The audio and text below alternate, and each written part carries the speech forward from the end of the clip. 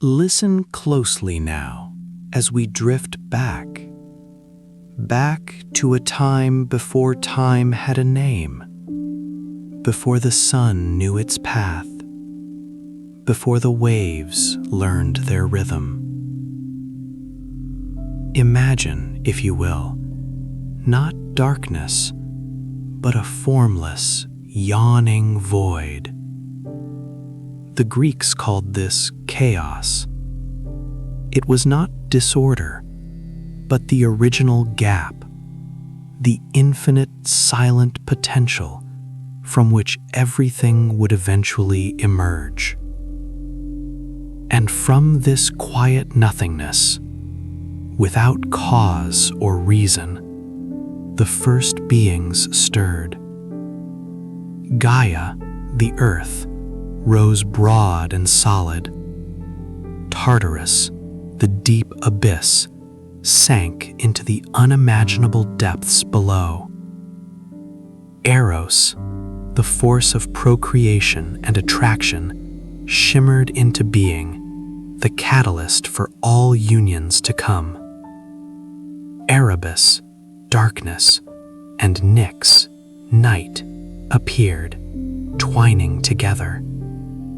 And from them, in turn, came Aether, light, and Hera, day. This is how the world began, not with a bang, but with a slow, inevitable unfolding, like a flower opening in a dream. Let your mind rest on this image. The primal earth, Gaia, alone in the void, fertile and vast. She would become the mother of all, and her first child, born without a partner, was Uranus, the starry sky. He covered her completely, a canopy of glittering potential. And so, the first union was formed, earth and sky, eternally embraced. This embrace, however, was perpetual and stifling. From it, the first generation of gods was born, the Titans, the Cyclops, and the Hecatoncures, the hundred-handed giants. But Uranus, horrified by his monstrous latter children, pushed them back into the body of Gaia, causing her immense pain. Here lies our first hook, a whisper of a pattern you will hear again and again. The son overthrowing the father. Gaia, in her anguish, fashioned a great adamantine sickle. She asked her children for help. Only the youngest Titan, Cronus, had the cunning and courage to agree. He lay in wait, and when Uranus descended to lie with Gaia, Cronus struck, castrating his father and severing the perpetual embrace of sky and earth. The blood that fell upon the earth gave birth to the Erinyes, the Furies, the giants, and the Meliae, nymphs of the ash trees. The genitals, cast into the sea, gave rise to a foam from which Aphrodite, the goddess of love and beauty, emerged fully formed, carried to shore on a scallop shell. Thus, from an act of brutal violence, beauty was born. Cronus now ruled with his sister queen, Rhea. This was the age of the Titans. But Cronus, paranoid and fearful of the prophecy that he too would be overthrown by his child, began to swallow each of his newborn children whole: Hestia, Demeter, Hera, Hades, and Poseidon. Each one consumed at birth, trapped within their father. Rhea, grieving and desperate, consulted Gaia. When her sixth child, Zeus, was born, Rhea gave Cronus a stone wrapped in swaddling clothes to swallow instead. The infant Zeus was hidden away in a cave on Mount Ida in Crete, guarded by the warrior race of the Curatus, who drowned out his cries by clashing their spears against their shields. Zeus grew strong. With the help of the Titaness Medes council, he concocted an emetic potion. Disguised as a cupbearer, he served it to Cronus.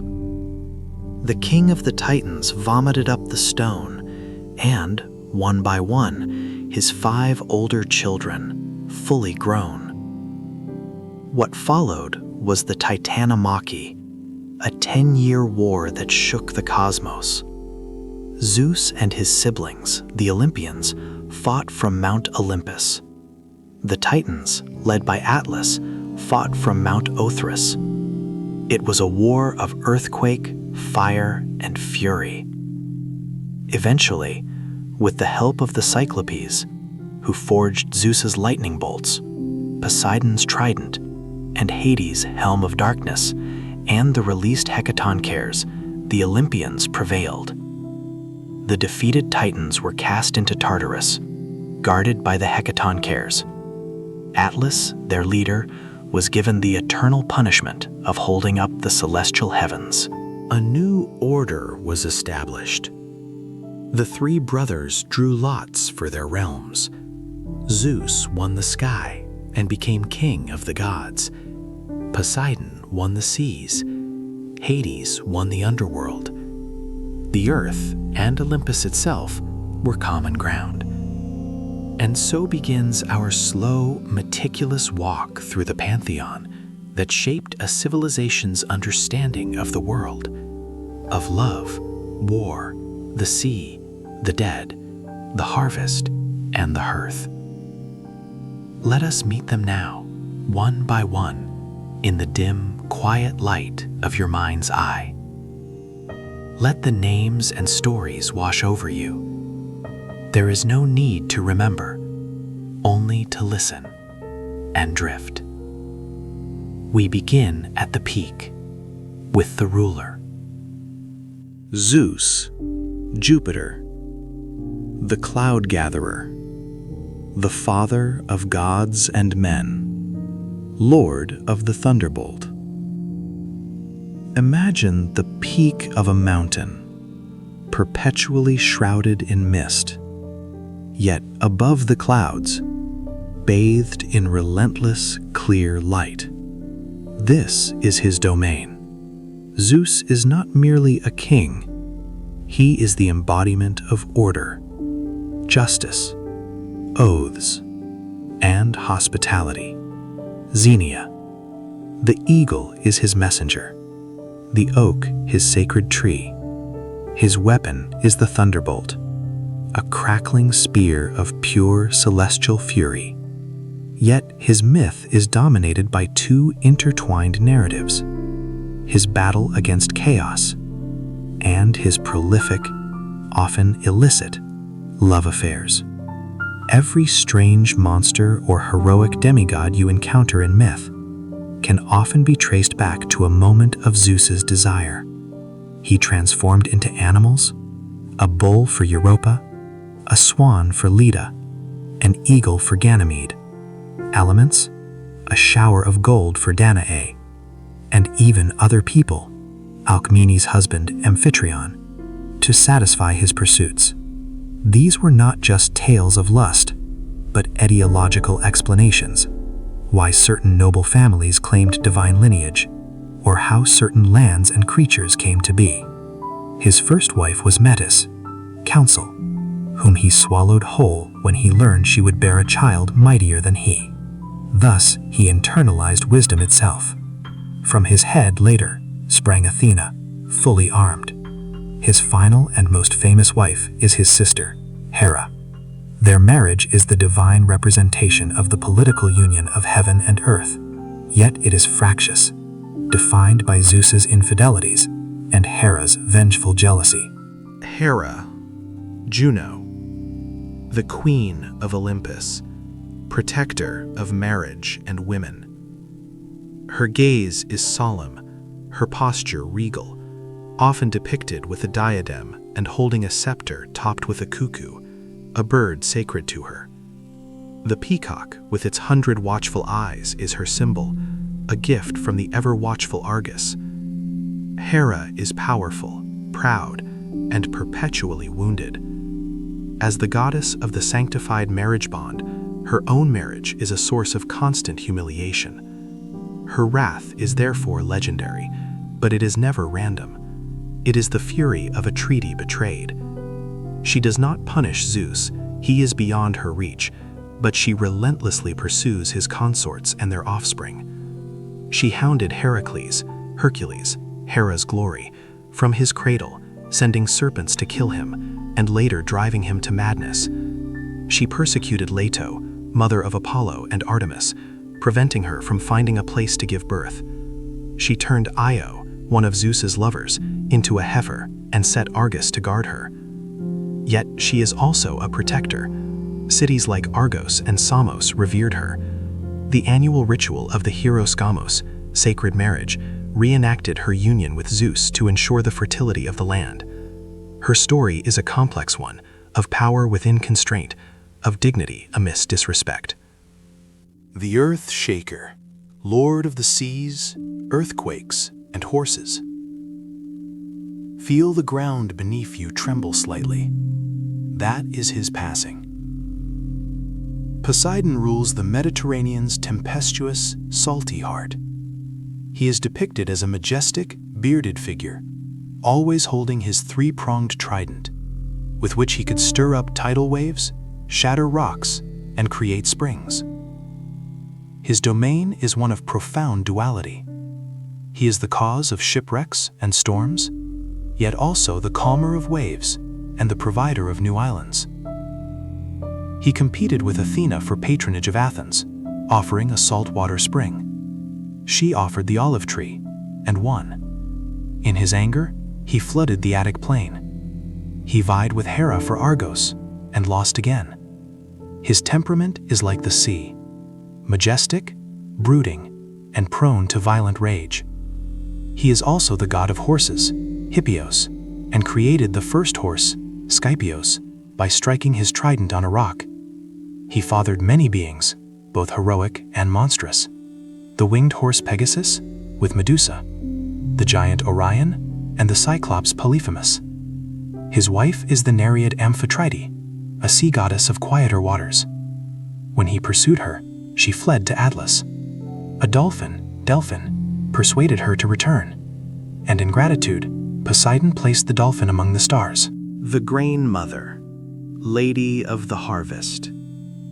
Think of the smell of ripe barley, the weight of a wheat stalk heavy with grain, the silent, mysterious process of a seed dying in the dark earth to give life. This is Demeter. She is not a distant Olympian, but a goddess of the earth's surface, intimately connected to the cycle of life, death, and rebirth. Her myth is the central story of the ancients' understanding of the seasons. Her daughter, Persephone, Kore, the maiden, was gathering flowers when the earth split open. Hades, god of the underworld, emerged in his chariot and abducted her to be his queen. Demeter, in her grief and rage, abandoned Olympus. Disguised as an old woman, she wandered the earth, and during this time, the land became barren, and famine gripped the world. She came to Eleusis and became a nurse to the queen's son, attempting to make him immortal by placing him in the fire. When discovered, she revealed her divinity and demanded a temple. There she remained, and the world withered. Finally, Zeus intervened. A deal was struck. Because Persephone had eaten 6 pomegranate seeds in the underworld, she would spend 6 months of the year with Hades, autumn and winter, and 6 with her mother, spring and summer. This is the Eleusinian Mysteries, the most famous secret religious rite of the ancient world, which promised initiates a blessed afterlife. Demeter's story is one of profound maternal loss and the hard-won compromise that governs the natural world. the gray-eyed one, goddess of wisdom, strategic warfare, and craft. She sprang fully formed and fully armed from the forehead of Zeus after he swallowed Metis. Her birth is an intellectual event. Athena represents not the bloody frenzy of war, that is Ares, but the strategic, calculating mind of the general, the skill of the artisan, and the wisdom of the city-state, Polis. Her symbols are the owl, wisdom, the olive tree, gift to Athens, the aegis, a goatskin cloak fringed with snakes bearing the head of Medusa, and the helmet. She is a virgin goddess, Parthenos, and the Parthenon in Athens was her temple. She is the patron of heroes who use wit over brute strength. Odysseus benefited from her guidance throughout his long journey home.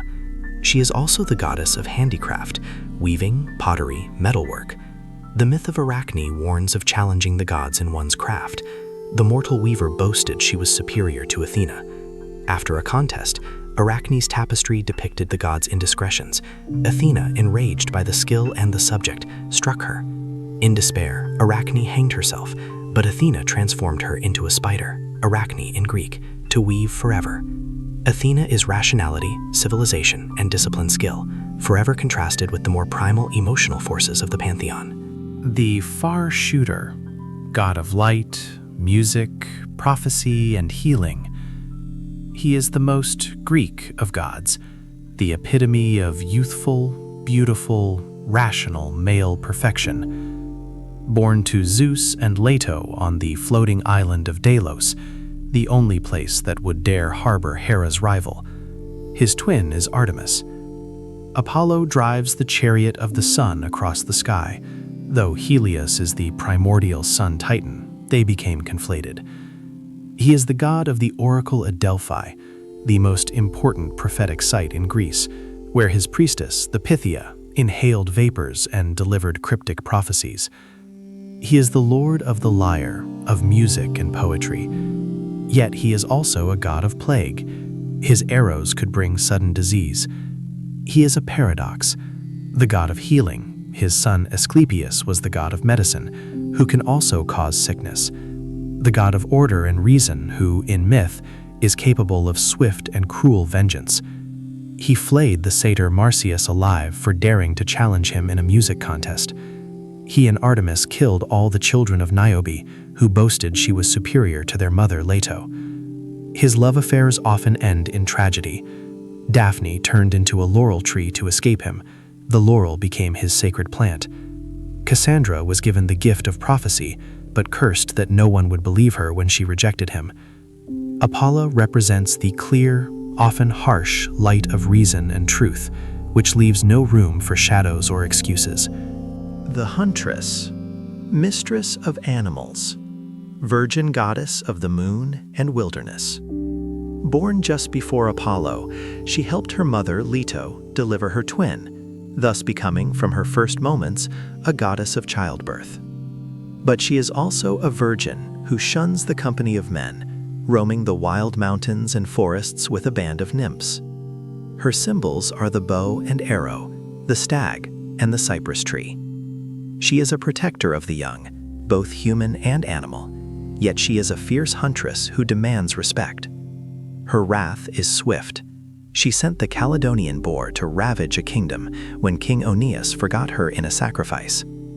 She turned the hunter Actaeon into a stag, to be torn apart by his own hounds for accidentally seeing her bathing. She is the cool silver counterpart to Apollo's golden sun, often associated with the moon, Selene. She is untamed nature, both nurturing and terrifying, a force independent of the patriarchal order of Olympus.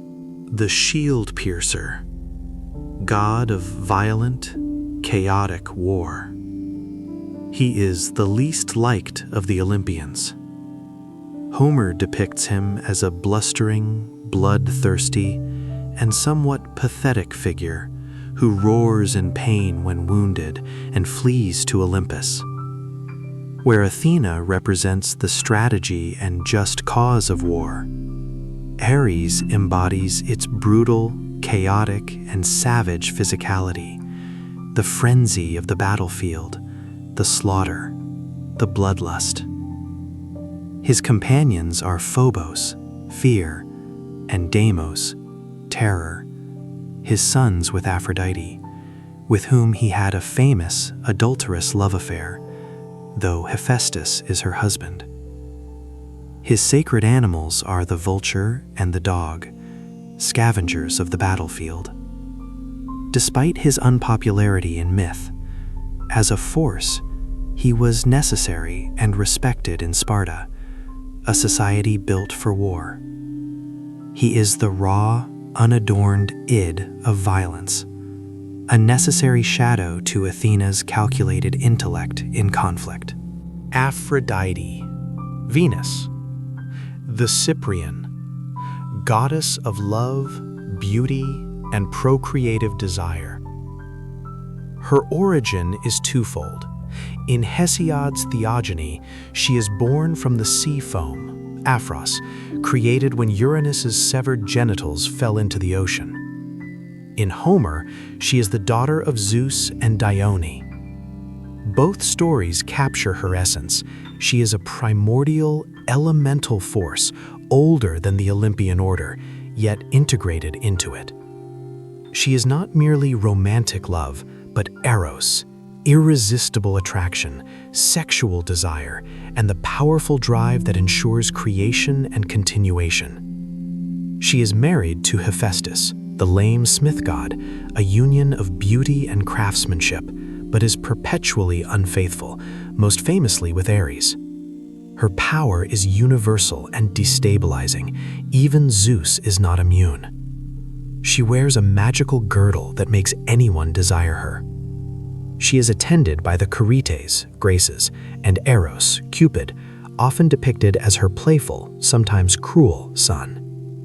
Her myth is filled with stories of passion and its consequences. She loved the mortal Adonis, who was killed by a boar. She fell for Anchises, mother of Aeneas, the Trojan hero who founded Rome. She represents a force as fundamental and amoral as the sea from which she came, beautiful, compelling, and often dangerous. Hephaestus, Vulcan, the lame smith, god of fire, forges, and craftsmanship. He is the outlier, the only Olympian who is physically imperfect. In some stories, Hera, ashamed of his lameness, threw him from Olympus. He fell for a day and a night, landing in the sea, where he was raised by the sea goddesses Thetis and Eurynome. In another, he was born lame, and Zeus, in a rage during an argument, threw him off Olympus, causing his injury. He is the divine artisan, a master craftsman who works with fire and metal in his subterranean forges. He created the gods' palaces, Zeus's scepter and aegis, Achilles' armor, and even the first woman, Pandora. He is gentle, peaceful, and often the butt of jokes for his lameness and his wife's infidelity. Yet, he is also clever. When he caught Aphrodite and Ares in a golden net of his own making, he invited all the gods to witness their shame, turning the tables on his mockers. Hephaestus represents the dignity of skilled labor, the transformative power of fire, and the beauty that can be forged from suffering and isolation. Hermes, Mercury, the messenger, Psychopomp, god of travel, thieves, and commerce. He was a prodigy, born at dawn to Zeus and the nymph Maia in a cave on Mount Cyllene. By noon, he had invented the lyre from a tortoise shell, stolen Apollo's sacred cattle, and crafted clever sandals to disguise their tracks. When confronted by an angry Apollo, he charmed him with the lyre and was forgiven. Thus, his domains were established. He is the swift-footed messenger of the gods, wearing winged sandals, Talaria, and a hat, Pedasos. He carries the caduceus, a herald's staff entwined with two snakes. He is the guide of souls, Psychopomp, to the underworld. He is the god of boundaries, literal and metaphorical, travel, trade, cunning, thieves, and language. He is the master of the in-between spaces, the road, the market, the threshold. He is a trickster, but his tricks often serve a larger purpose, facilitating communication and transition. He is the divine intermediary, without whom the cosmic order could not function. Dionysus, Bacchus, the god of wine, ecstasy, and theater. He arrives late to Olympus, the last god to be accepted. His birth is unique. His mother was the mortal Semele, a princess of Thebes. Hera, jealous, tricked Semele into asking her lover, Zeus, to reveal himself in his full divine glory. Zeus, bound by an oath, complied, and Semele was incinerated. Zeus saved the unborn Dionysus by sewing him into his own thigh, from which he was later born. Thus, Dionysus is a god of dual nature, divine and mortal, Greek and foreign. His worship is said to come from the east, Thrace or Phrygia. He is the god of the vine, of wine that brings joy and liberating madness, but also of brutal, unrestrained frenzy, sparagmos, the tearing apart of living animals by his followers, the Maenads. His worship involved the dissolution of the self, of societal norms, through dance, music, and intoxication. He is also the god of the theater. Greek tragedy and comedy originated in festivals held in his honor. He represents everything the rational, ordered Olympian world seeks to suppress: chaos, emotion, instinct, the primal connection to nature. He is the necessary, terrifying, and joyful counterbalance to Apollo's cool reason. His inclusion on Olympus signifies the Greeks' understanding that civilization must make room for the irrational or be destroyed by it. Hestia, Vesta, the heart keeper, first and last born. She is the gentlest Olympian, the goddess of the heart, home, and the sacred communal fire. She is Cronus and Rhea's firstborn child, and the last to be regurgitated. Thus she is both first and last. When Dionysus claimed a place on Olympus, she willingly stepped down to tend the sacred fire at its center, avoiding conflict. She had no elaborate myths, no love affairs, no dramas. Every household had a hearth dedicated to her, and the public hearth, Praetorion, in every city-state contained a perpetual flame. When a new colony was founded, fire was taken from this hearth to light the new cities. She represents the center, the stable, warm, and sacred core of domestic and civic life, the quiet essence of community and sanctuary. She is the still point in the turning world. Persephone, the dread queen, the maiden of spring. She is the daughter, the wife, and the queen. To the Greeks, she was Kore, the maiden, until her abduction, after which she became Persephone, the powerful queen of the underworld. Her duality is essential. For half the year, she is the youthful goddess of spring's renewal, wandering fields of flowers with her mother. For the other half, she reigns beside Hades in the land of the dead, a solemn, mature figure who can grant heroes passage and hear the prayers of the dying. Her myth is the ultimate story of transition, from girl to woman, from life to death, and back again in an eternal cycle. She embodies the profound truth that life and death are inseparable partners. Epilogue, a tapestry of meaning. The Greek gods were not simply characters in stories. They were a complex, often contradictory, system for explaining the world. Why does the sea rage? Poseidon is stirring. Why does love strike us irrationally? Aphrodite's power. Why do we have seasons? Demeter's grief. Why do we have fire and technology? Prometheus's theft, a titan, not a god, who defied Zeus to give fire to humanity and was punished by being chained to a rock where an eagle ate his regenerating liver daily. Their myths explore human psychology, societal values, and natural phenomena. They are filled with hubris and its punishment, with metamorphosis, with tragic flaws, and with moments of divine grace or cruelty. They are not moral exemplars. They are personifications of the forces that buffet human life, forces that are beautiful, terrifying, arbitrary, and inescapable. In their pettiness, we see our own flaws magnified.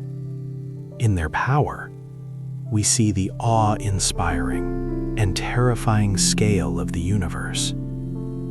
In their interconnected familial dramas, we see the first attempts to map the complex relationships between different aspects of reality: law and chaos, love and war, reason and ecstasy, life and death. So let these names and stories settle into the quiet of your mind now. Zeus, Hera, Poseidon, the whisper of Hestia's flame, the distant laughter of Dionysus, the silent tread of Hades, the wise gaze of Athena. They are not just relics of a dead religion. They are the foundational archetypes of Western thought, the dream language of a civilization trying to understand itself and its place under the wide, starry sky. Let your thoughts drift now, like a soul on the river Lethe, forgetting the details, remembering only the sensation of a vast, intricate, and ancient tapestry, woven from darkness and light, sea and sky, thunder and silence. The stories are over. The gods are silent. Rest now.